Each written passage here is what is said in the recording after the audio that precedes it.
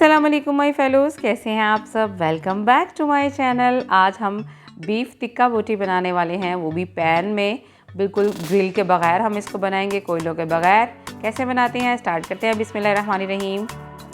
Beef ले लिया था मैंने 750 ग्राम। इसको मैंने क्यूब्स में इस तरह से कट कर लिया था। कुछ जाएंगे मसाला जात इसमें, स्क्रीन के ऊपर आपको नज़र आ रहे होंगे, उतनी क्वांटिटी में आप इनको शामिल कर दीजिएगा। इसके बाद इसमें जाएगी रेड चिली पाउडर और कश्मीरी लाल मिर्च। सिरका जाएगा इसमें 1 टेबलस्पून। जिंजर गार्लिक पेस्ट इसमें 1 टेबलस्पून जाएगा। ऑयल शामिल करेंगे 1/4 कप। इसको कर लेंगे हम मिक्स। अच्छी तरह से मिक्स कीजिएगा ताकि सारी बोटियों पे मसाला जो है वो लग जाए। इसके बाद हम इसको रखेंगे मैरिनेट करने के लिए 2 घंटे के लिए। मैरिनेट हो चुका है। अब इसमें मैं डालूंगी हरा धनिया और पुदीना, ये बारीक बारीक मैंने चॉप कर लिया था, वो इसमें शामिल करेंगे। इसको ट्रांसफ़र कर लूँगी मैं बड़े बर्तन में, क्योंकि यहाँ पे मिक्सिंग में प्रॉब्लम हो रही थी। प्याज मैंने 1 ले लिया था, उसको बारीक बारीक चॉप कर लिया था और इसका पानी निचोड़ लिया था।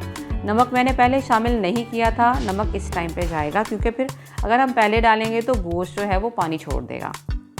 1 टीस्पून मैंने इसमें नमक शामिल कर दिया और इसको हम मिक्स कर लेंगे। वीडियो अच्छी लगे तो लाइक कीजिएगा, मेरे चैनल को सब्सक्राइब कीजिएगा। अब इन बोटियों को हम स्कीवर स्टिक्स पे लगा देंगे इस तरह से।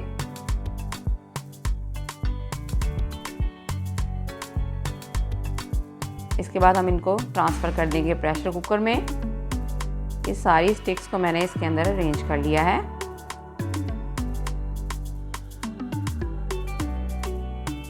लाइक कीजिएगा मेरे चैनल को, अगर अभी तक सब्सक्राइब नहीं किया है तो जल्दी से सब्सक्राइब कीजिए। बेल के नोटिफिकेशन को दबाइए ताकि आने वाली सारी वीडियोस की नोटिफिकेशन आपको मिलती रहे। ये बाकी का मसाला जो बच गया है वो भी मैं इसमें शामिल कर दूँगी, इसको ज़ाया नहीं करेंगे हम। इस तरह से मैं इसके ऊपर लगा दूँगी और इसको हम बंद कर देंगे। पानी मैंने बिल्कुल भी इसमें शामिल नहीं किया है, ये याद रखिएगा।